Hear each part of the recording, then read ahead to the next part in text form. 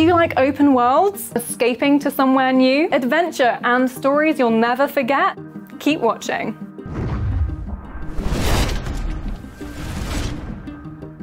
Welcome, heroes, to the adventure of a lifetime. Before long, your ears will be ringing with the clash of swords, and your eyebrows will be singed by explosive fireballs. But first, there's something you need to know. You might have heard of Dungeons and Dragons and always wondered if it was for you, and I'm here to tell you that it absolutely is. Dungeons and Dragons is a storytelling game played with friends, where you decide what happens next in a fantasy world of swords and sorcery. Every success or failure along your journey is a mix of skill, story, and a roll of the dice. So, if you've ever heard of D&D, or even if you haven't, this video will give you a glimpse into a whole new world. First of all, D&D is about story, but you're not just listening, you're part of the adventure. Have you ever watched a TV show and thought it should have ended differently? Have you ever read a book and disagreed with what a character did? Have you ever played a video game and wanted an option beyond fight or run? D&D is your chance to take control and make those choices. You decide what happens next, and the dice help you along. You are limited only by you and your friends' imagination, fighting through huge battles in vast open plains, exploring jungles to find ancient treasures, rising up against a corrupt monarch, even becoming said monarch. You can play any story you like, anywhere and any way you want to. If you can think of it, you can do it, or at least try to. Believe it or not, you already know about it. If you've ever leveled up a character or used a health potion in a video game, that's D&D. If you've enjoyed the twisting story of an epic fantasy TV show, that's D&D. If you've ever watched a movie where a group of unlikely heroes team up to bring down an overwhelming evil, that's D&D. It's not something totally new and scary. It's already in your head and your heart. In D&D, you can be anyone, anything. You can transform who you are. Be tall, short, purple hair, purple horns. You can breathe underwater, breathe fire. Or you could just be you in a cooler outfit. Play as a tiny gnome with a giant hammer, a half-orc who shreds on the lute, or a goblin who talks their way out of every situation. You can try anything and truly express yourself. Practice things you're not good at in real life. Rally together an entire army even though you hate public speaking. Take down a cyclops with your bare hands even though you can't do a single press-up. Or befriend a huge bear even though your landlord said no pets. D&D can be a place to escape to, or a place for self-improvement. D&D is a chance to explore how you would react. An ancient red dragon is looming over you, about to rain down fire. Will you use a sword to hack your way to victory? Weave a spell to outwit the monster? Or try your hand at romance with an alluring ballad and see if it's interested? The point is, the decision is yours, and D&D is almost limitless. Dungeons and Dragons is a game played with friends. It's a chance to socialize, share some dwarven ales, roll some dice, and enjoy spending time with your nearest and dearest. In D&D, you're constantly interacting, bouncing off each other and experiencing weird and wondrous things together. Are you always talking about that time a mate climbed a tree and couldn't get down? About the time your tent got flooded on a camping trip? In D&D, you and your friends will be creating awesome memories that you'll cherish forever, apart from the time they fed your last healing potion to a dog. Yes, it might all be in your imagination, but taking down a Hydra with your buddies is something you'll be able to relive with your friends for years to come. If you're watching this and thinking, nice try, but I'll never get enough friends to commit to it, well, D&D is a great way to find people who will. It's easy to meet them by joining a local group and sharing your interests. Before you know it, you'll be making those unforgettable memories with new, equally passionate friends.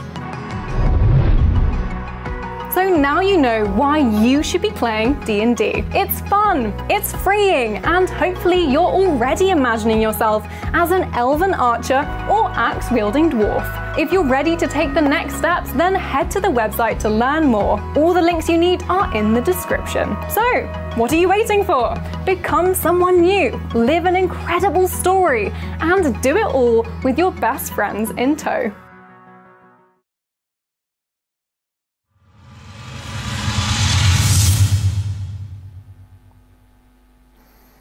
Hello and welcome back after that very interesting video. We are joined by Greg and Shelly from the Dungeons and Dragons podcast. It's like being with royalty here. So, hello guys, how are you today?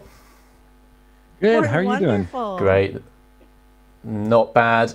Much better now this is underway. So, Greg, I saw your face light up when you noticed you were on screen a few minutes earlier. Are you used to being on screen, or are you mainly just audio with the podcast there? We've done a lot of streaming of the podcast in the past of Dragon Talk, as well as playing, Dungeons and Dragons on live streams. That's been a huge thing as technology has caught up with D&D play. And yeah, I know, used to being on camera a little bit. Perfect. And Shelly, have you been doing much on Zoom? I think most people's jobs are on Zoom at the moment, aren't they? Yes. Lots of time on Zoom, and like Greg with the podcast, we record that as well, and for our YouTube audience. But you probably also saw us going like this a lot watching that video, because I love that video. It's just it really captures so well what D&D is and how it impacts people's lives so positively. Yeah, it definitely helps to inspire our young people and the leaders alike. So you are obviously here to talk about D&D. Would you like to start and tell us, what is Dungeons and Dragons, and what does it also mean to you guys? So, I mean, in a nutshell, Dungeons and Dragons is playing pretend with your friends around a table. I think every kid has an experience of doing that and coming up with scenarios and games with their friends. D&D does that. It just provides a little bit more of a framework for resolving actions that you take in the game and the choices that you make. So if you want to jump across a chasm to save your friend, you might have to roll a d20 and determine whether or not you get all the way across. But other than that, it's just about, getting together and telling stories, which is something that, humans have been doing as long as we've been humans. And D&D just provides a framework for doing that, especially during this time when everyone's in quarantine. Great. Yeah. So you guys host the podcast. Shelly, would you like to start by telling us what you do with Dungeons and Dragons alongside the podcast and anything else generally to do with the game? Yeah, so my day job is I am the brand manager for the Dungeons and Dragons tabletop role-playing game. So I get to work really closely with all of our teams to help bring Dungeons and Dragons to our audiences. I work with our social media teams, with Greg on communications, with our web team, with the story development team, and it's just it's hard to imagine a better day job, because we are working with people who have become such close friends, mostly because we play a lot of D&D together. Greg and I also co-host, as you mentioned, Dragon Talk, which is the official Dungeons and Dragons podcast. We've been doing that together for about, 5 or 6 years now? 5 years, yeah. 5 years, yeah. And actually, we are going to be writing a book together about Dragon Talk, and about how Dragon Talk has helped really shine a light on some of our the amazing community members, the people that we interview on Dragon Talk. We talk to a lot of content creators, but also actors, directors, writers, novelists, therapists, just people who use D&D in really creative ways, and also people who credit D&D with getting them to where they are in their lives today. Yeah, and I'm sure that book will be really interesting just to see, everything else that goes on behind Dragon Talk. I'm sure, everyone only hears what goes out to air, but I'm behind the scenes sometimes, and I know that a lot more happens than, what everyone else sees. So, Greg, what do you do with D&D alongside Dragon Talk? So I'm, as Shelly mentioned, I'm communications manager. So that's about getting the messages about what makes D&D great for for kids, for adults, for everyone out there in the greater sphere. That is PR. So working with editors and journalists, you may have seen a lot of stories popping up over the last 5 years in all types of media from the UK as well as around the world. And that's all me. No, that's me and a wonderful team of people who are communicating with all those editors and making sure that they have everything that they need in order to get that story out there. In addition, I like to working with the community, as Shelly mentioned, and identifying creators and folks who are even better proselytizers of what makes D&D great than me or Shelly can do. And that's been really, really gratifying, just working with this huge cross section of different people from all walks of life, which is a really important tenet for what Dungeons and Dragons is all about. It's if you think about the classic D&D party of a fighter and a wizard and a rogue and a cleric all coming together to solve problems together. Well, in some ways, I feel the D&D community is like that, where you have people from all over the world, from different backgrounds, coming together to just tell these great stories together. And so that's a real big lift when I can do that in my role as communications manager. That is great, and it must be so nice to almost be in contact with the people, not only who are playing Dungeons and Dragons, but people who might not have, be able to help with that outreach, and you actually get across a wide range of people. So it must be very rewarding. I'm quite jealous of that. So of course, Dungeons and Dragons. We've said slightly what it is, but would you like to tell us part of the origin story and go all the way back, because it's a few years old now. I've certainly heard of it since I was a kid, and I'm still quite young, I'm afraid. Yeah, no problem. I mean, it's been around for 46 years. First published in 1974, and it is this offshoot from actually tabletop wargaming, and it is evolved way more past that. So I don't want to focus too much on what Dungeons and Dragons was and where it came from, but like where it is now is something that allows people to express themselves and tell stories, feel like heroes, and accomplish tasks, even just like in that video we just saw of like defeating a tyrannous leader, or saving a society from an attack by mind flayers. All these types of things you don't really get to do in your normal life, most of us. And so being able to jump into that and do have those feelings of adrenaline, there's lots of pressure sometimes, it all hinges on what a die roll will end up being, if you can make the right choices or have the great successes. We've many of the themes from talking to all the people on Dragon Talk is that those moments, those imaginary moments that they have around the table, are the things that they share with their friends for years to come. And you can be like, oh man, remember 15 years ago when we defeated that dragon?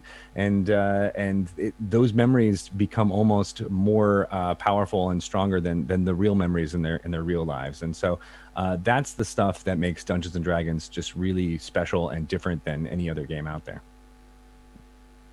That's great. And so, Shelly, we talked about the origin of Dungeons and Dragons itself, but what's your origin story? How did you come to be known with the game? How did you get playing, and how did you start campaigns?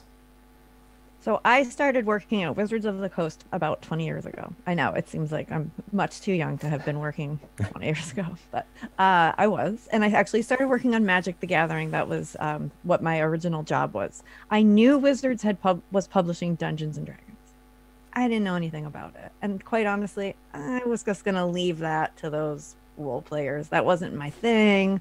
I didn't, want to, I thought it was very high fantasy, and I, didn't fancy myself a fantasy fan. I thought that it, you had to have costumes and accents, and that's just not for me. So for years, I kind of stayed away from it. And then I eventually got a new job working on the D&D team. And my boss was like, you're going to have to learn how to play D&D now. And I'm like, whatever. We'll get to that, sure. There was a few other new people on the team, so they decided to put us together in a group and teach us how to play D&D. And I remember building my first character with my dungeon master, and it felt like a lot of numbers and math, and he was very, very thorough. And then he said to me, "What do you want to name her?" And I said, name her. Like, oh, okay. Astrid. I'm going to name my character Astrid. And from that moment, it just kind of clicked with me, like, this is me. This is a way cooler version of me. And we had our first game together, and we were all very, very nervous. But the dungeon master just, asked us, gave us a little background and said, what do you want to do? And then we just took it from there. And I remember within minutes we were laughing and we were talking and we were coming up with these crazy ideas, and the story just started to unfold around us. And I thought after 2 hours, it flew by, and I was, disappointed that the game was actually ending. I'm kind of mad at myself for not trying it a little bit sooner, but I realized this is it. This is just storytelling. This is just making up tales with these great, wonderful, creative people. And that group and I became very, very close. I mean, we were just coworkers at that time, but we played that game together for 2 years, every week, dedicated. I mean, we had one of our party members actually went into labor during one of our games, and she was like, it's fine, just keep going. Like, we're in the middle of a fight and it's going to be fine. And then another one, a guy who played the cleric in our game, he actually was the officiant at my wedding. So, everybody was still, and we still are very, very close together. And that's one of the most special things to me about D&D is knowing how these friendships can form because of these games. And like Greg said, because of the experiences that you share around the table. A lot of those, you had to be there moments. But there's stories that you're going to tell for years and years and years. That's wonderful, and it really sounds like you've started off with a game that was a job, and now it's become a life, and you've got family from it. So there's nothing really more to complain about that. I must make an admission here. I've never played Dungeons and Dragons. I first heard about it from the Big Bang Theory TV show. That's how embarrassing it is. So you mentioned that you chose your character name. Throughout your times playing different campaigns and different games, do you have the same character, or do you bring them through? We'll start off with Shelly here, and then I'll come to you, Greg.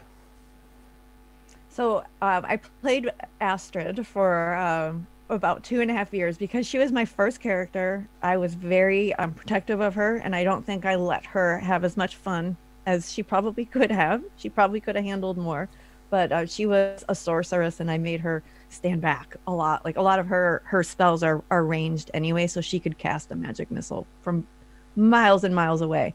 But I kind of tucked her away. Like, she survived all that, and I was very happy that she did. And she's always, you never forget your first D&D character. But I've made lots of characters since then, and I mean everything from a minotaur to I don't play a lot of clerics because I'm not really good in emergencies, and they're the ones that you have to call in case you need healing. Not good. But I do like to play a lot of magic users, so I play some warlocks, some wizards, some sorceresses. Lately I've been dabbling as a ranger because I got really into the Hunger Games, and I thought that might be fun to have a bow and arrow. But that's the thing about D&D. You can, try out many different personalities. If there's something that you like from pop culture, from books, from TV, there's probably a way that you can incorporate some of that into D&D and just experience it for yourself. Perfect. And then Greg, so do you have a first character that you've brought through with you up until now, or do you have a new favorite character that you have? As Shelly said, I was my first character is one that I'll never really kind of forget. It was a half-elf ranger. I was taken with Aragorn and Tanis Half-Elven from the Dragonlance series of books, and so I wanted to make a character like that. And this was in the a previous edition of Dungeons and Dragons, and I think I got up to level 22 with that character. Wow. Over the course of playing over 2 or 3 years with this amazing group in New York City. But that's one that I'll always hold really near and dear, and that's a fun trope. And I do like being able to be in the background and shoot arrows and just do a lot of damage and do some like Legolas type moves as well. Those are super fun. But I know, as far as new characters now, one of my favorites is Daryl Two Shoes, which is a brother to Shelly's character. They're both Tabaxi, which is a half person, half cat like of species, and you know, they were litter mates, and they've just got reunited on a wonderful story that we play basically in the last 5 minutes of every episode of our podcast. We'll do a short session of what is happening between Daryl Two Shoes and Shelly's character. So super fun, and as we've kind of said in these comparisons here, using favorite characters or tropes from other forms of fantasy media is a great way to inspire the kind of characters that you want to do. So if you love Gandalf from Lord of the Rings, you know, maybe a wizard is something that you might want to try. If you like the big burly fighters, you know, maybe you know, Arnold Schwarzenegger's Conan is something that you might want to use as an emulation, and all that types of stuff. And so those types of inspirations end up making you know, mixing with your own personality as well as what's going on in the group to create something new and really fun that is memories for years to come. That's great. So we have a few minutes before we're going to go to some questions from our viewers. But you guys are, of course, the D&D podcast Dragon Talk hosts. So for any of our watchers or viewers or listeners out there who haven't listened to the podcast before or don't really know anything about it, Shelly, could you give me a quick introduction to it? What can they expect? Is this kind of tutorials? Is this D&D talk? Is it campaigns? What happens in the podcast? So Dragon Talk, being the official Dungeons and Dragons podcast, as we mentioned, it is Greg and I usually we do one feature interview for every episode, and then there's always a segment that complements that.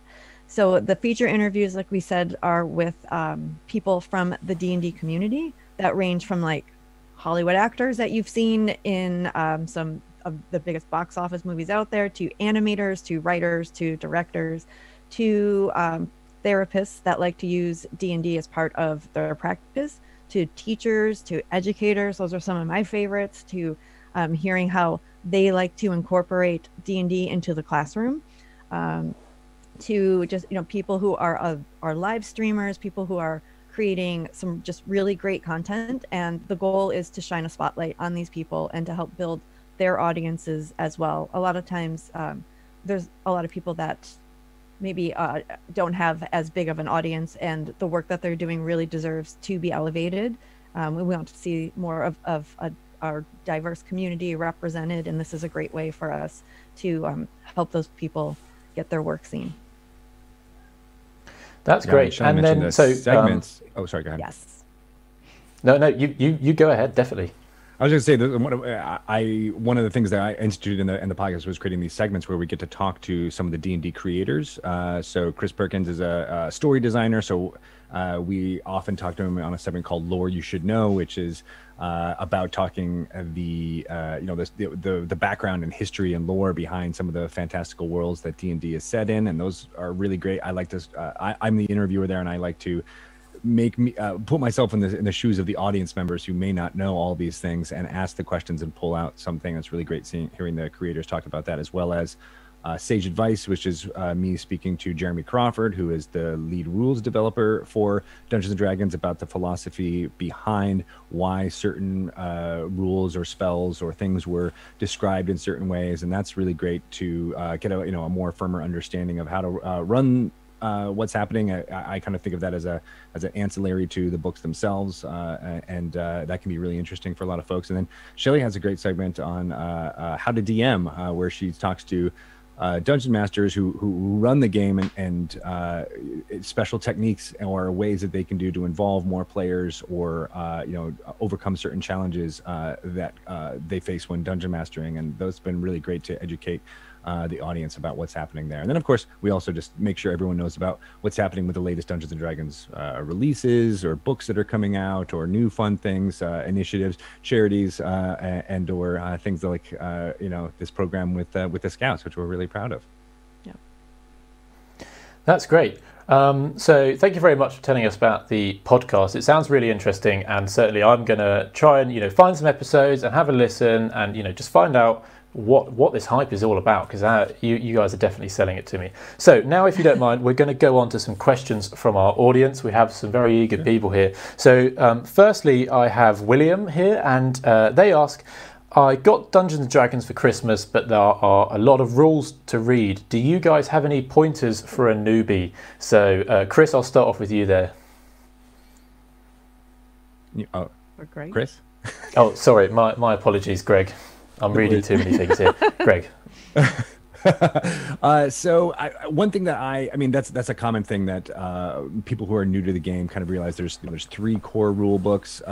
There's a lot of material, but you don't need to know every single rule exhaustively in order to play the game. I think the way I described it earlier on is really the only basic thing you need to know, like that the dungeon master sets the scene and lets people know what is happening, what their senses are hearing, and then the players get to decide how they're going to act. And the basic thing is just rolling a d20 to find out if you succeed or not.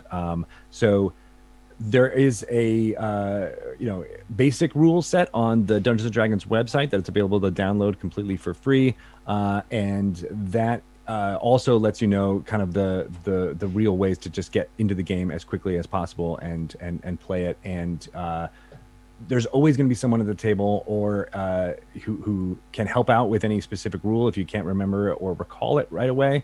But we also like to tell people, like, it's okay just to make it up and come up with the way to get through a specific challenge at the table, and it always ends up being fun. So there's no way. People often think of those things as a blocker, but for me, those are just things that will add to your game and make it better. But you really only need to know the basics on how to, get people interested in playing. Yeah, I didn't really explain that very well, but go ahead, Shelly. I think you did. I think you did great, and I would like to just add to that the rules, and that is something that is very much associated with D&D when we publish books that are called rule books. But like Greg said, it's really not important, especially when you are just learning D&D. I remember talking to people whose job it is to write those rules, and they actually said to me, "Don't worry about it." I'm like, that's weird because that is your job, but okay. Don't worry about it. And you really, like, it is a game of make-believe. And a lot of people's origin stories, when we ask them on Dragon Talk, how did you get started playing? They always say, we had no idea what we were doing and we had the best time. So just open up the box, pull out the character sheets, start rolling dice, and just see what happens. And also watch some live streams, watch people who are playing D&D, and you'll get the idea of what it's like to, like, just tell a story and take turns and when to roll dice and things like that. But overall, it's your game. You get to make it up however you like. That's great. And really following on from that, Max asks, so I know you said it is make believe and do what you want, but Max asks, is there an adventure book that you would recommend for beginners that's sort of, an easier level that really helps guide you into it?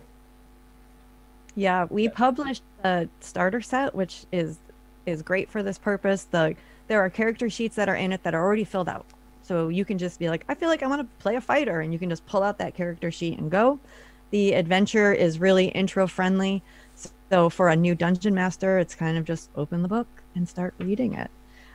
So that is a wonderful place for you to start. There's also the Dnd Essentials Kit, which I like a lot as well. That gives rules for one-on-one play. So if you're like, I don't really have a lot of people, I don't have a group yet, then the Essentials Kit might be a great place for you to start. Yeah, the Essentials Kit we came out with in the last few years, and that one I like as a dungeon master because it actually is similar to the setup of a lot of video games. When you start into starting up a story, you might have a quest board in some common video games, and that's similar to how that's set up in the start of the Essentials Kit, where you go into a town and here's some jobs that you can do, and those are essentially quests that send you to locations. I find it's a lot easier for folks who have some background in digital gaming to be able to translate that directly into the D&D play. That's great. That's great. So across there, you guys have mentioned that there's different types of characters that you can play. Do you both have a favorite type of character that you play, Shelly? Well, I do like magic users, like the wizards, sorcerers, warlocks. I just like to cast spells and I like to blow things up. So that in fantasy, not in real life. But Yep. to me, that's just Need to fun. clarify that. Yeah. It's so far removed from anything that I could ever do in my real life that I just love that. So anyone who can cast spells is attractive to me. That's great. And then Greg, do you have a favorite type of character that you prefer playing? I also like magic users, as Shelly's saying, but one that is special to my heart is called a bard, and they're more of an entertainer. So my background, I played. I was a stand-up comedian. I've done some theater and some other things like that. And so having a fantasy character that has some of those skills like performance and entertainment is always super fun. And one of the characters I made in the last couple of years was named Terran Zay, and he was a dual wand wielding rock star, I guess. He uses his wands as microphones, similar to Dumbledore in Harry Potter, to amplify his voice, and he kind of shreds and creates illusion magic that has flashing lights and all types of light shows all around him to entertain the people of Waterdeep. And so that has been a really fun character, modeled on some of the glam rock icons from the 70s and 80s. So yeah, I mean, hopefully we're trying to get across here. There's a huge breadth of different characters and tropes and things that you can play with all these character classes, but the bard is definitely one of my favorites. That's great. That's great. So next up, from Seth, I have a question that says, is Dungeons and Dragons similar to Warhammer? My school has a Warhammer club, but I still really like the look of D&D. Do you think I would like D&D? Is it similar to Warhammer? They're both fantasy and/or sci-fi properties, and their origins were actually kind of similar, especially in the UK. So, the Games Workshop actually was a store, I believe, in the UK that started, making their own stories around there. So they have a similar divergent path. But Warhammer, as far as I understand, I'm not a player myself, but that's much more of a competitive game where two players have different armies and they can play, almost like a chess. Dungeons and Dragons is a cooperative game, and that's very, hopefully we've gotten that message across here that you're working together with your friends to take down an evil. And so it is a lot more about problem solving and working with the people at the table to come up with a solution or a course of action that could hopefully defeat whatever the dungeon master's challenges that are set before you. So fundamentally they're very different, and they have a little bit of a different aesthetic to each one of them. But if you're interested in telling stories with your friends, Dungeons and Dragons is definitely the way to go. That's great. That's great. So you mentioned, of course, it is teamwork. It is with your friends. You're having a lot of fun. You're all playing the campaign together. Aidan asks, do you know where I might be able to find any groups that I can play with if there aren't any that I know of? Shelly, perhaps? So that's an excellent question. And it's a little bit harder. It's a little bit challenging during this current pandemic because you're not able to just walk into your local game shop. But when things do reopen, game shops are a great place. Libraries, public libraries are also a lot of times they have a space and for D&D play and encourage that sort of play happening there. As a response to the global pandemic, we started virtual play weekends, which once a month we host this virtual play where people can get together and sign up for a table. We have the dungeon masters ready and waiting and standing by. If you have a preference for like you like to play on Zoom or Discord, or everything's virtual, so you have to choose one of these platforms. But there is a table for you, and you can come with friends. You can be solo and just find.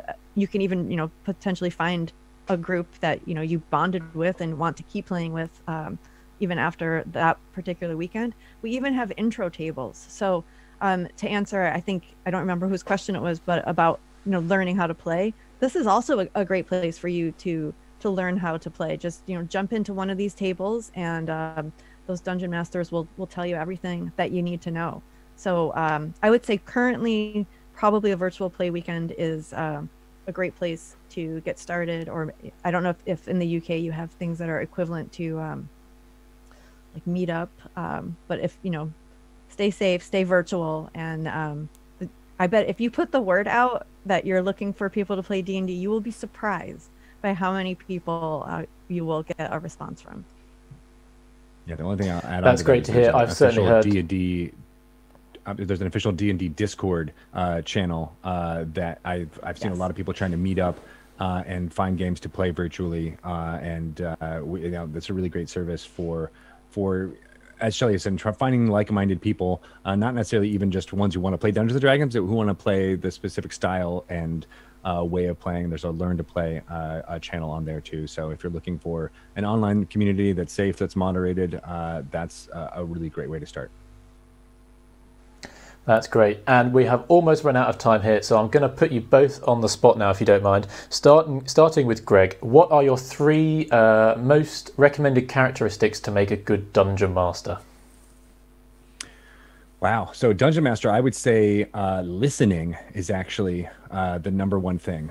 You want to, of course, communicate and get your setting across to your players, but being able to hear them and see what type of thing they want to play is tantamount. It's very, very important. I think we've lost Shelly there.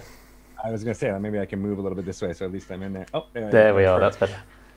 I will also say that you need to have organizational skills, not necessarily about making sure everything's organized, but just being able to get people together for a session and kind of consistently communicate, like, okay, we're gonna be playing at this time, and this is the type of things that we're gonna be playing, is a really great attribute for a dungeon master. And then of course creativity. There's always fun things that you can improvise along the way in order to supplement the story. Even if you're going from a published adventure or something that Dungeons and Dragons has put out there, you're always going to be able to be making stuff up and adding your own personal flair to it. So those 3 qualities will make a great dungeon master. Okay, that is great. Well, I'm afraid our time is up. We have some more questions. Maybe we'll see if we can put them out on social media and you guys can give some answers to us. So it only falls to me to thank you and Shelly, although unfortunately she dropped out there. But thank you very much. I do hope this isn't the last time we talk about Dungeons & Dragons on Scout events. And I'm really looking forward to the partnership that we have between the 2 organisations. So thank you very much, and hope you have a good evening. You too. I'm so excited for more people to get into D&D, and thank you to the Scouts and to you for being here for it. Thank you. Oh, perfect. I'm back. I'm back just in time to say goodbye. Sorry. 3 people using the internet. Perfect. It goes on. Well, thank you very much, Shelly, and goodbye to both of you. Thank you. Thank you so much. Have fun. Bye. Hey. Let's see here. Nope, everybody can hear me. My name is Chris Lindsay, and I am the product manager for Dungeons & Dragons at Wizards of the Coast. And I am joined by my 4 Scout players here today. We're going to have a really, really good time. And I'm going to give each of them an opportunity to introduce themselves and their characters. We will go ahead and start. Let's go ahead and go in alphabetical order. We'll start with Ben. My character is a Lightfoot halfling who has black bushy hair and is good at sneak attacks. Nice. And Joseph. Yeah, hi, I'm Joseph. My character is Rainwald Dawnbringer. I'm a paladin. And I'm wearing sort of like a robe with a medallion with a holy symbol around my neck. I'm about 6 foot and I'm human. And I've got a javelin longsword on my side and back. Excellent. And Olivia, why don't you introduce your character? My character is a woodland elf ranger, and it's a short woodland elf with long ginger hair and a green long dress and a purple long cloak. Nice. And Tessa. Okay, so my character's name is Lilo Treefish. It's a high elf. It used to be in the Marines. It's got very little battle scars, so it's not been in very many battles, but it's pretty tall. Excellent. Excellent. So we'll go ahead and begin our game, and hopefully everybody will join along for the ride here. You four together have been brought to an elderly woman in town. She's an apothecary. She's quite friendly to everybody she meets. Her name is Tabitha Blackmore. And she's very fond of the peppermint candies she makes to share with those she greets as she goes about her day. Miss Tabitha, as she's fond of being called, is a rather large ginger cat named Carrot. Carrot accompanies her as she strolls to and from her appointments, and he's rather fond of the dried fish treats she feeds him throughout their day. Unfortunately, Carrot has gone missing, and Miss Tabitha is positively beside herself with worry. She'd be very grateful if you four could find Carrot. She's concerned that he's wandered into the nearby haunted wood and has lost his way. Could you please find my cat? His name is Carrot, and he's sometimes he longingly looks out into the trees of the woods, and I'm hoping that you can find him for me. He's about this big, and he's orange with orange stripes. He's got large green eyes.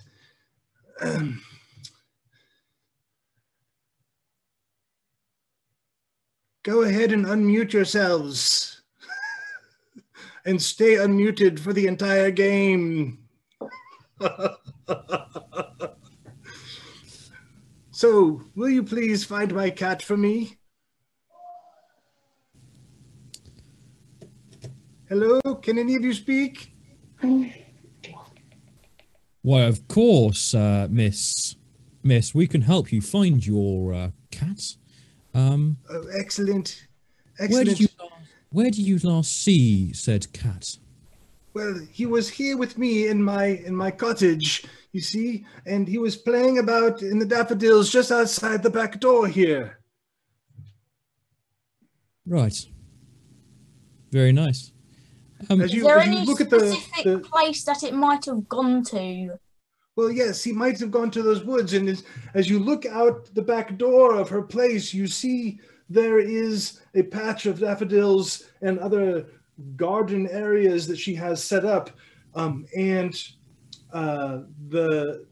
she's got a fence which the gate has been left open, and you can see it is a straight shot from her backyard to this really dark looking like batch of trees that are on the other side about 50 yards away.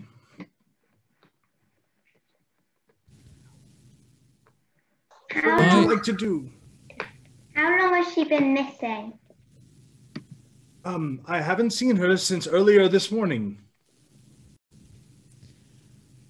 And by her, I mean him. I think we should move to said bunch of trees and investigate around. Certainly. Maybe look for some footprints from the cat. Well, he is rather large, and so he doesn't move about as deftly as other cats do. So footprints are definitely a possibility. So if your cat's rather large, it wouldn't have gone very far because maybe it doesn't walk very fast? It's hard to say. It's been at least a couple of hours. Would it come if you called him?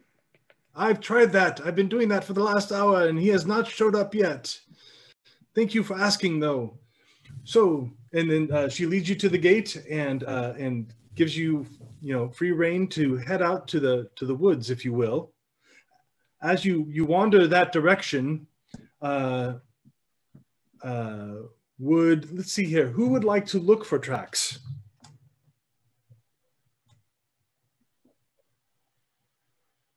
Any of you? Yeah, I'll look Anybody? for tracks. Okay. Then what I want you to do, Joseph, is I want you to make a survival check. You'll take your die 20, and you'll roll that, and you'll see on your list of skills on your character sheet toward the bottom, there is a skill called survival. So roll the d20 and add the bonus to your survival check to the roll. 15. 15, excellent. You do, in fact, see places where branches have been broken and twigs have been snapped, and you even see on one little briar a tuft of orange fur as you walk along, and it seems as though Carrot has left a very clear path of destruction as the rotund cat moved its way through the woods, and deeper into the darkness he went. But of course, cats have very good sight, so he paid no attention to that. What would you guys like to do? I think we should maybe all walk together through the woods and carry on looking for more tracks to see possible directions that the cat might have gone into. Yeah, let's walk through the forest, deeper into the forest. We're following the said cat's trail. Excellent. Excellent. So as you walk through the forest, who is going to walk in front? I will. Okay.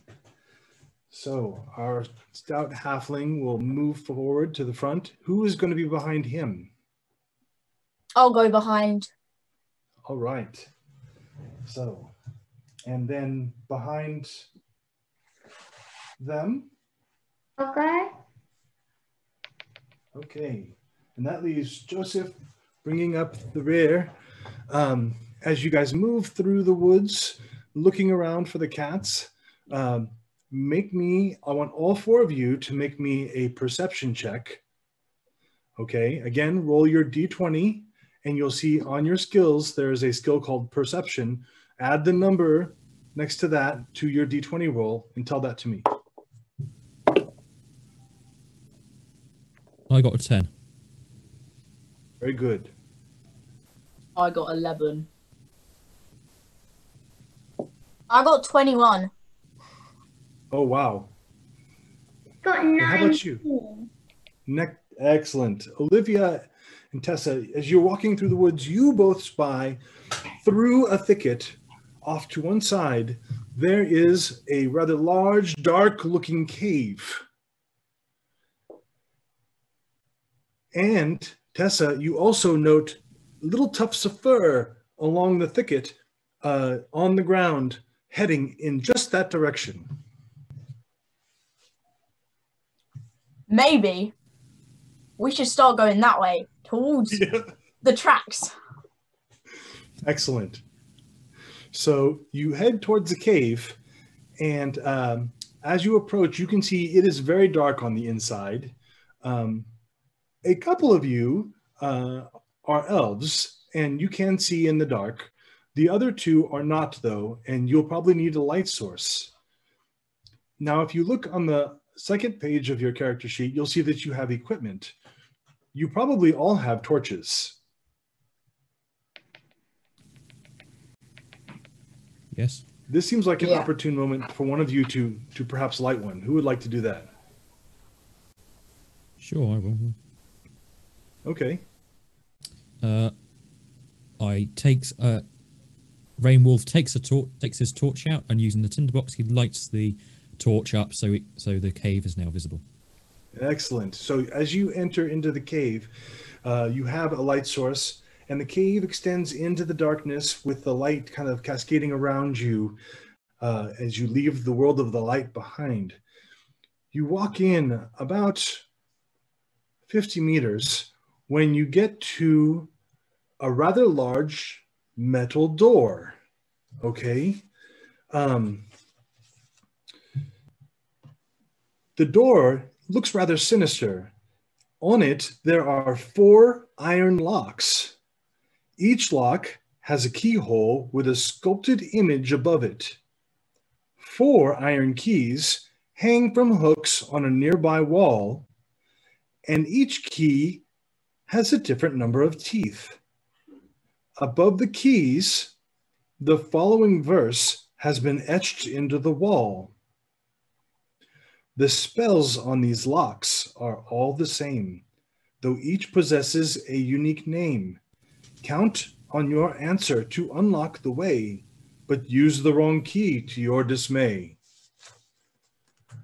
And I will show you a picture. Oh,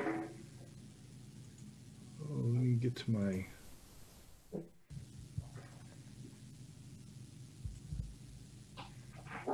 Let's see if that's the right way. That is the wrong way. Okay, we're going to speed through. There they are.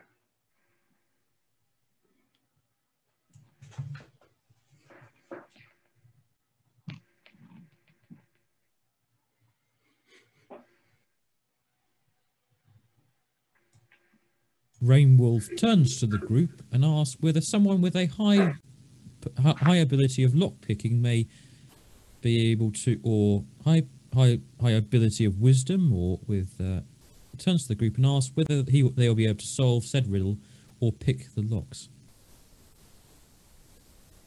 Roscoe says he has thieves' tools to help pick the lock. Okay, so which lock would you like to try and pick? There are 4 locks. There's an image above each one. So we can use those images to identify them. One has the inscribed image of a bat. One has the inscribed image of a snake. One has the inscribed image of a spider. And one has an inscribed image of a wolf. I would like to pick the lock of the lock that's below the snake. Okay. What you're going to do then is you're going to make me a dexterity check. Okay. So you're going to add your dexterity bonus and your training bonus. But actually, let's just go ahead and make this simple. Add your dexterity bonus. So roll and tell me what you get. With the D20? Yes, please. 20. Okay. So you start fiddling with the lock beneath the snake. And the snake itself shifts and moves a little bit as you play with the lock. And as you keep fiddling with the tumblers, they also change and shift and move. And it doesn't seem as though it's going to come unlocked for you.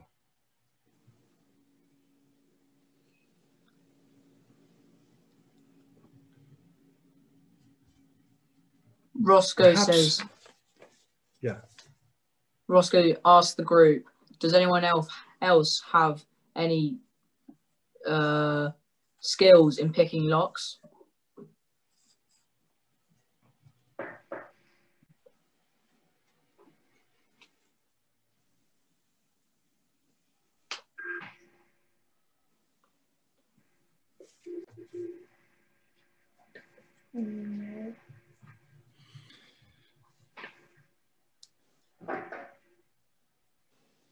If Roscoe, if you would like to make a perception check, be my guest.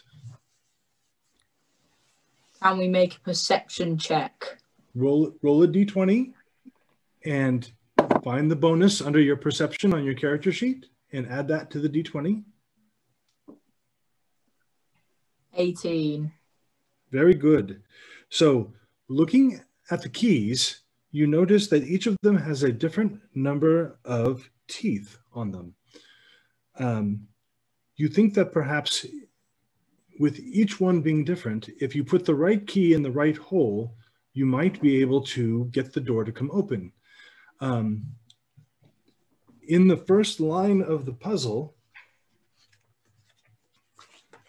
it says the spells on these locks are all the same. What do you suppose that means? That the one key works for all locks, maybe. No, but it says, though each possesses a unique name, so each one has a unique key.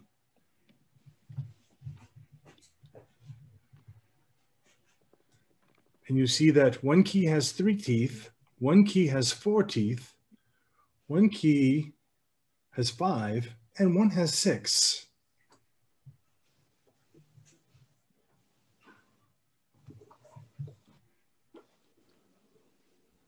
Reinwald suggests to Rocco that what if the keys each represented the amount of legs each animal had? So the spider key would have 6, would be the 6-teethed one. The wolf would be the four teethed one, and the snake would be, I don't know, one of the other ones, and the other animal would be the other key that I just didn't say. Roscoe thanks him and says, "Ah, well done. Let's try them now." You like? Which one would you like to try first? The 3-teethed one for the snake. Okay, so when you take the 3-teeth key and you put it in the lock beneath the image of the snake and turn it, there is a little zap, like really bad static electricity, shocking you, and you take 1 point of damage. That doesn't seem to be quite right. I don't think that's the right key then. What are the other animals? Sorry. The animals are a bat, a snake, a spider, and a wolf.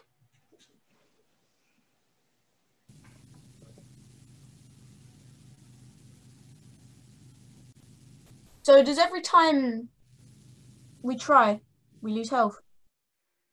Oh, it's possible. You have only tried it once, though. So, I think we should just give it another go and see what happens. Personally, perhaps there's another theory you might attempt.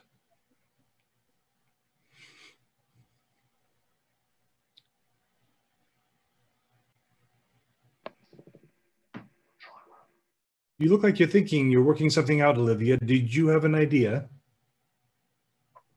Yeah. What's that? Maybe that the 40 key is the wolf, because a wolf has 4 legs. A wolf has 4 legs, yes. Letters. Oh, letters? Okay. Oh, yeah. Okay, so do you want to put the key with the 4 teeth in the wolf? Yeah. Okay, so you take the key with the 4 teeth and you put it in beneath the lock beneath the image of the wolf, and you turn it, and there's a clicking sound, and that's it. Yeah. Maybe the 5-teethed key is the snake one, because snake has 5 letters in it. Okay, and when you do that, you put the key in the lock with the image of the snake and you turn it, and there is another clicking sound. The 3-teethed key might be the bat, because bat has 3 letters. Okay.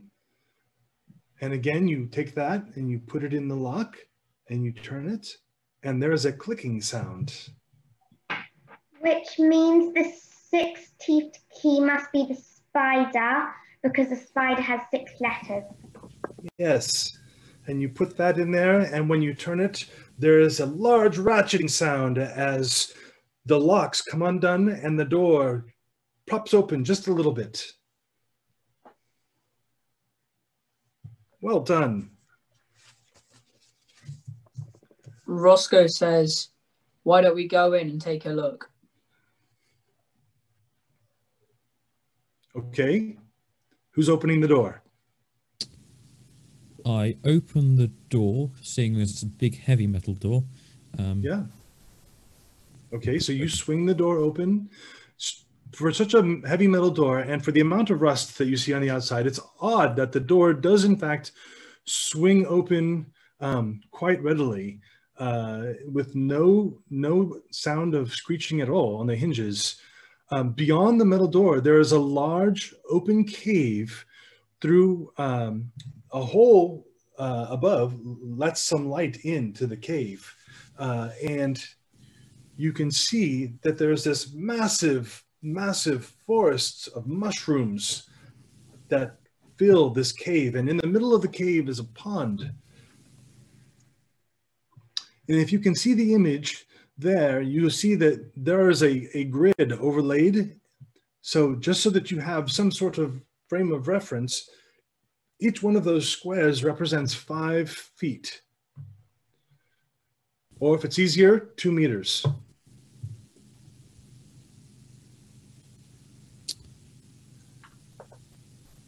The direction you come in from is this one right here. Can you see my pointer? Right here? Yes. I move 20 feet to in line with the big mushroom at the end of that curve. Excellent, excellent. So you come into the room 20 feet and you're looking around and you see these mushrooms. They're massive. The mushrooms that you see on the screen, some stand 10, 12 feet tall. And the whole place smells very earthy, definitely ideal for very, very large mushrooms to grow. Somewhere nearby, you hear a rustling in the cave. I use divine sense to sense what's around within 60 foot of me. Okay, well, what does that do?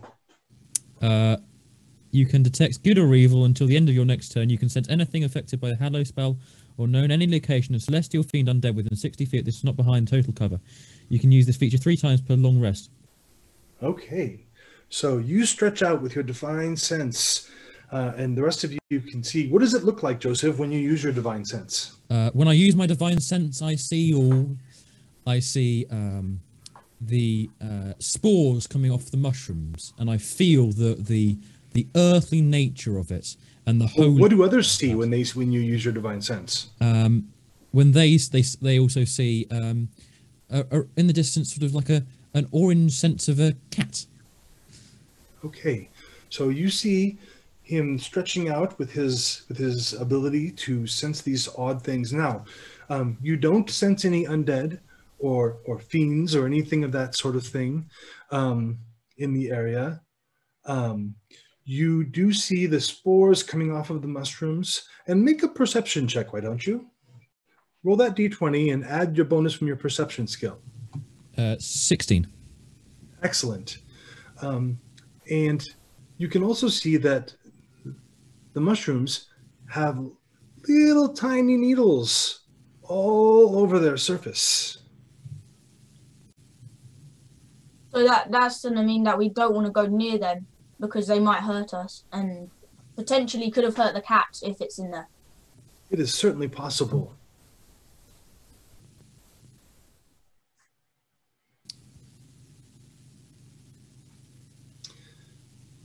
So what would the rest of you like to do? Tessa, what would you like to do? What if we was to go towards the big lake thing in the middle? Yeah. Maybe look around pond? the edge. But Certainly. I don't think it'll be the best of ideas if we split apart. I think it's better if we was to stay closer together. So if anything happens or if we find the cat, we'll all be together and we won't get lost. Especially for the people who can't see. Okay, so does everybody want to go to the pond? Yes. Yep. Okay, good. So you head in the direction of the pond. And it's a very good idea. Olivia, you're a ranger. why don't you make a nature check? Roll a d20 and add the bonus from your nature skill to it.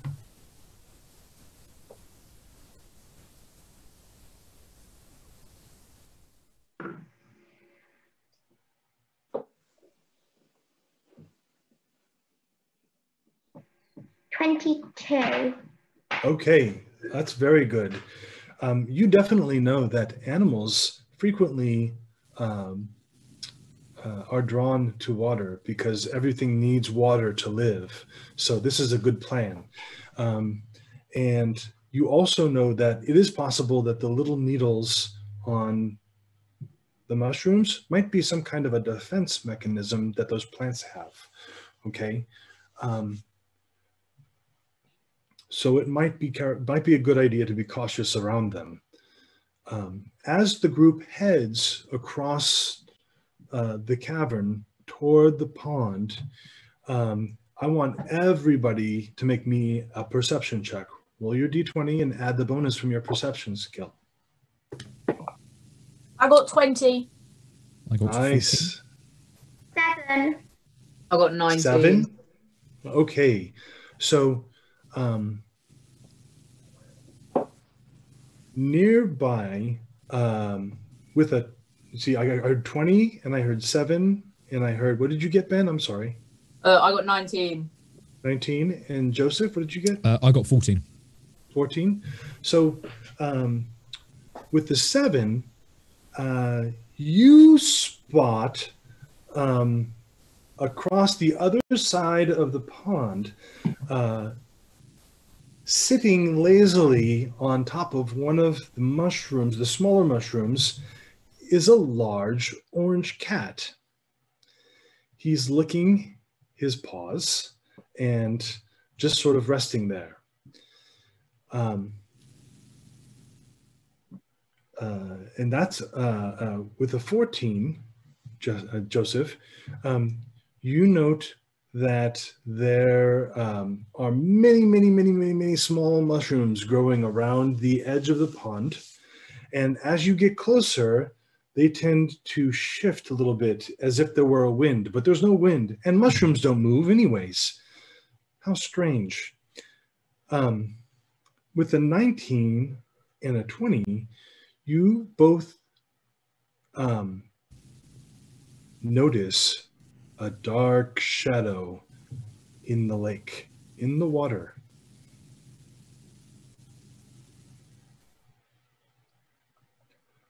What do you do? So did we say the cat's ginger?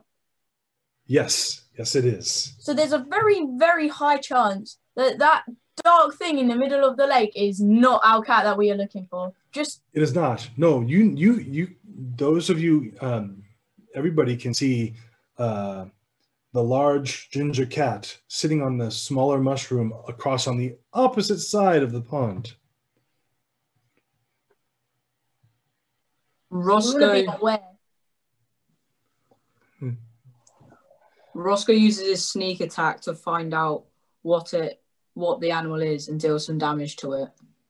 Okay, well, you can't use your sneak attack just yet, but what you can do, Roscoe, is you can sneak forward and investigate. So why don't you start by making me a stealth check, roll a d20 and add the bonus from your stealth skill to that. 20. Oh, very good. And now go ahead and do the same thing, only with your investigation skill.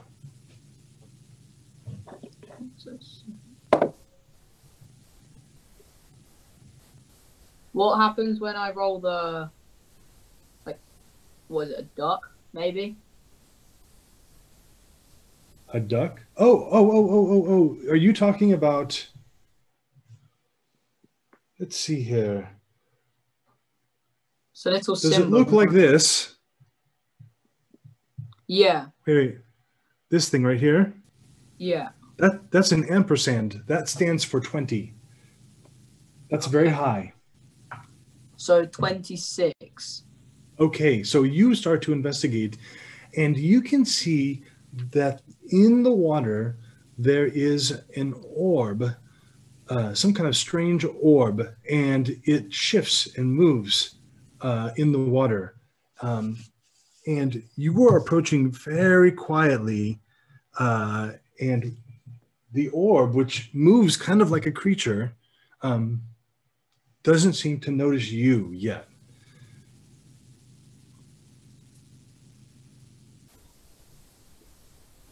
Maybe continue having a look. Okay, so you go ahead. And getting up close, look at what it is. All right, so you walk right up to the edge of the water. As you're walking through the small mushrooms, you feel little stings on your skin. And what I need you to do is I need you to roll what we call a saving throw. In this case, it's a Constitution saving throw.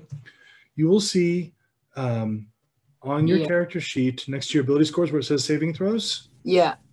Okay, so roll the d20 and add the bonus from your Constitution saving throw to that.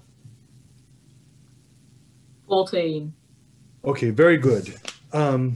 So you feel little stings on your skin, and for a moment, you feel like the muscles in your body are starting to kind of lock up, but you kind of push your way through that feeling and manage to throw it off.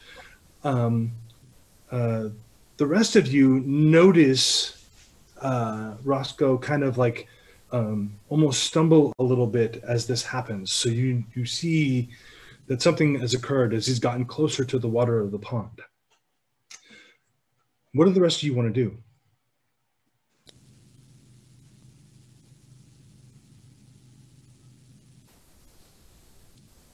I stay further away so the orb doesn't notice me, as I am quite heavy-footed, and I'm not particularly good at stealth. All right, so you're staying back. Olivia, what would you like to do? I don't really know. What does dexterity mean? Dexterity is how nimble you are, or how quick your reflexes are. Okay. So did you want to get closer, Olivia, or did you want to move around the lake toward the cat, or what did you want to do? I think I'd try and move around the lake towards the cat. Okay. Would you like to go to the right or the left? The right? Okay, to the right. All right. So you start moving around the right toward the cat. And what about you, Tessa? What would you like to do? I think I'm going to go with Olivia, so that if anything happens, I can help. Or Excellent. something. So there's not just one of us. Very good. So you two start heading around the right side of the lake, or the pond, toward the cat. Ben, you're looking into the water. Joseph is staying back. As you're moving around the lake, there's a spook from the water as a creature, an ugly, ugly, round creature emerges from the water of the lake. And it casually looks around, and when it does so, it doesn't notice Roscoe right near it, but it does notice Joseph standing back a ways. It looks a lot like this. It is green and scaly, and it has one large eye in the middle of its head and a large gaping maw. There are 4 stubby tentacles attached to the top of its head, and on each one of those tentacles there is an eye as well. It is about the size of a volleyball. And as it looks around, it, like I said, it sees the paladin standing back, and it snarls its disapproval. It doesn't seem to have any form of intelligent speech whatsoever. And it starts floating in your general direction, Joseph. It looks hostile. What would you like to do? I aim my javelin at said creature. Okay. And so go now to throw. You pull a weapon out and start to aim at it, what we're going to do is we're going to roll initiative. On your character sheet in the top middle, next to your where it says armor class, there's another bonus there that says initiative. Yes? Oh, yeah. Toward the top, in the middle. Okay. And so roll your d20, and I want you to add that number to the roll, and then I want you to tell it to me, and I'm going to write it down. 16. Okay. And everybody else, go ahead and do the same.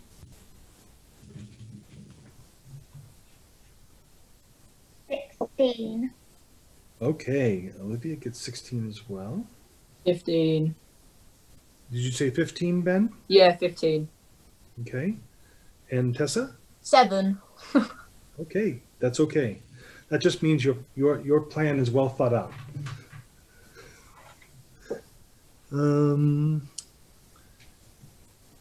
Ooh. Okay. So, this creature starts heading with what almost looks like evil intent toward Ben, or not Ben, toward Joseph. Joseph, go ahead and make your attack roll with your javelin. The way you do that is you'll see on your character sheet there's the bar there in the middle towards the bottom, and it'll say javelin, and then it'll say to hit, and there'll be a bonus number there. Roll your d20 and add the bonus to that, and tell me what you got. Oh, well, next to it says 1d6 plus 3. Is that so? I need to add the. Oh, we need to add the plus 5. Okay. Don't worry about that right now. So I need to add the plus 5. Just the plus 5. Yep. Yeah. 17. 17. So your javelin flies true as you throw it through the air, and it streaks towards this creature, hitting it. Now you can roll that 1d6 plus 3. The d6 is the little square die. And tell me what that number is. That's a 4. Okay, so you will do 4. Do I have to do plus the 3? Yep. 7. Oh, so 7. Good. You'll do 7 points of damage. So you can see a strange green ichor issues from this creature as you strike it with your javelin. At this point, the creature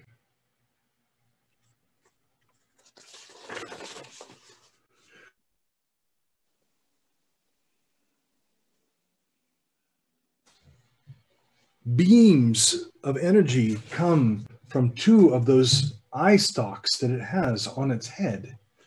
One will come directly toward you, Joseph, and I want you to roll a dexterity saving throw. So find that box next to your ability scores that says saving throws on it. Senses, skills. Go above skills. Above skills. Oh, saving throws, yep. Saving throws. Okay, there you go. Good. Yep. One of them is dexterity. Yep. Roll the d20 and add that bonus to the dice. 11. 11. Okay, that is unfortunate. So the beam hits you, and it's really cold, and you will take 5 points of cold damage. Right. When it hits you. And let's see here. The other beam is going to go at Olivia.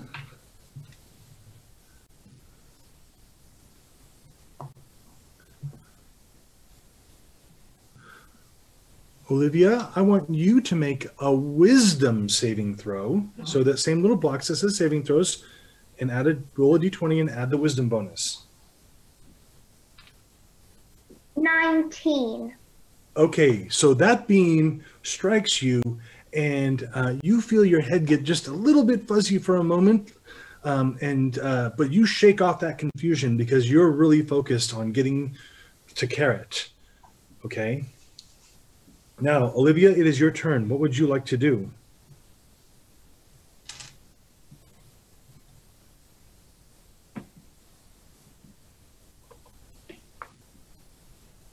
So some possibilities are you can continue moving towards Carrot. You could fire your bow at the strange orb creature. I think I'm gonna fire my bow. Okay, very good. So on your character sheet, there is under the weapons there, in that little thing, one of the things says longbow, and then there's a bonus. Roll your d20 and add the bonus. 12. Okay, 12. So you fire your bow and the arrow flies through the air, and the thing, having been struck already by the javelin, is very wary now of being struck again, and it dodges just a little bit out of the way, and you just miss, unfortunately. Okay, let's see here. Now, Ben, it is your turn. The creature has not noticed you there, and it is within reach. What would you like to do? I would like to use my short sword to attack it. Excellent. So because it doesn't notice you, you have what we call advantage. What that means is, instead of rolling one of the d20s, I want you to roll 2. And I only want you to use the number from the one that rolls higher. Yeah. And add that to your attack bonus.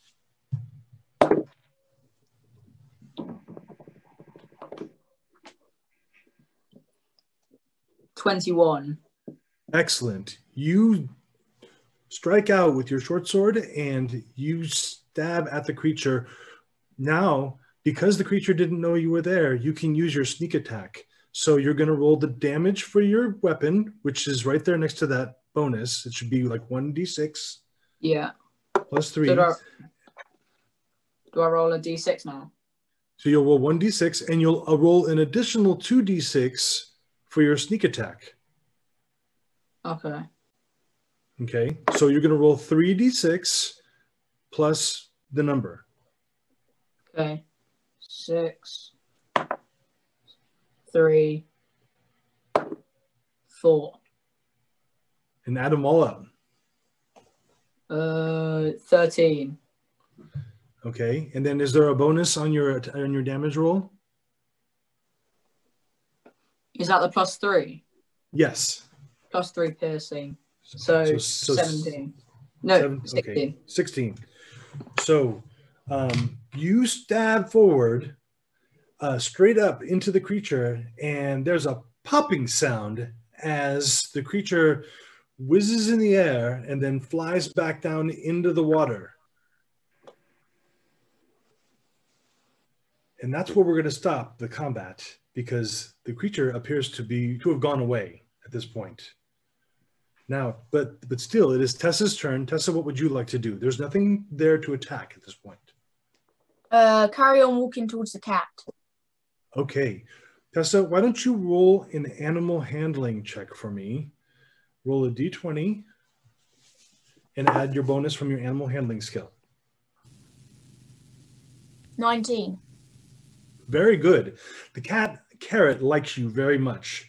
And as you approach, he stands up where he is on top of the mushroom, and he stretches his body like a cat does, and he licks his paw one last time before hopping off and prancing in your direction.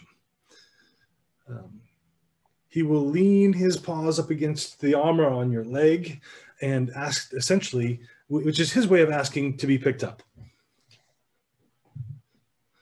I think we should pick him up. I'll pick him up. All right, so you pick him up, and he just sort of curls into your arms at that point. And then are me and Olivia still away from everyone else? Yes. So I think we should start making our way back round the pond. Excellent. And back to the other two. Good. So you, as a group, head back away from the pond, and you can return now with Carrot to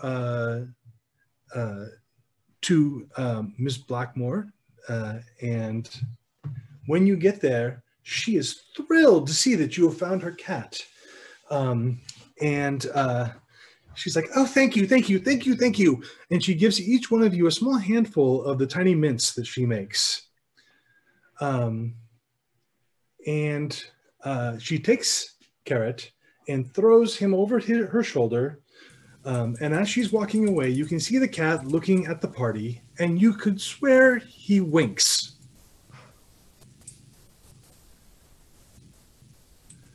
But then she's gone.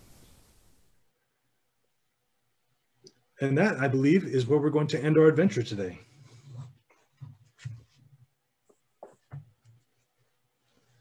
Thank you. Thank you. Thank you. I don't know what happens next. There are people controlling all of the streams here. Very much.